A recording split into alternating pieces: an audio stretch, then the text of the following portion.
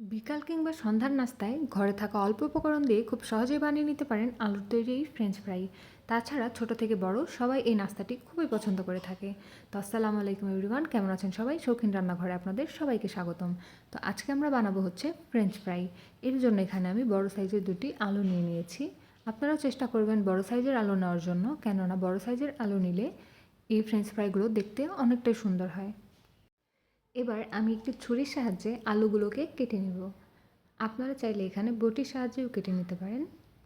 এবার আমি অফ ক্যামেরায় বাকি আলুগুলোও কেটে নিব। আমার আলুগুলো কেটে নেওয়া হয়ে গিয়েছে। এবার আমি আলুগুলোকে সামান্য একটু সিদ্ধ করে নেব, তবে লক্ষ্য করতে হবে যেন ওভার কুক না হয়ে যায়। তো আমি পানিতে সামান্য একটু লবণ অ্যাড করে নিয়েছি। এরপর হচ্ছে আলুগুলোকে চুলায় কিছুক্ষণের জন্যই আমি সিদ্ধ করে নেব। এই পর্যায়ে আমি শুকনো উপকরণগুলো মিক্সড করে নিব। এখানে আমি ময়দা নিয়ে নিয়েছি এবং হলুদের গুঁড়ো, সামান্য একটু মরিচের গুঁড়ো এবং স্বাদমতো লবণ। লবণটা আপনারা আপনাদের স্বাদ অনুযায়ী ব্যবহার করে নেবেন। এবার এই শুকনো উপকরণগুলোকে আমি ভালোভাবে মিশিয়ে নিব। উপকরণগুলো মেশাতে মেশাতে ওদিকে আমার আলুগুলো সিদ্ধ হয়ে গিয়েছে। আপনাদেরকে আগেও বলেছিলাম আলুগুলো যেন ওভারকুক না হয়ে যায়। এখানে আমি একটি টিস্যু পেপারের সাহায্যে আলুতে থাকা পানিগুলো মুছে নিব।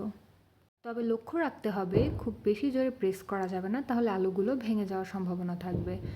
তো আলুতে থাকা পানিগুলো মুছে নেওয়ার পর আমি একটি বাটিতে আলুগুলো তুলে নিয়েছি। এখন এখানে হচ্ছে হলুদের গুঁড়ো, মরিচের গুঁড়ো এবং আবারও সামান্য একটু লবণ দিয়ে এটাকে ভালোভাবে মিক্সড করে নিব।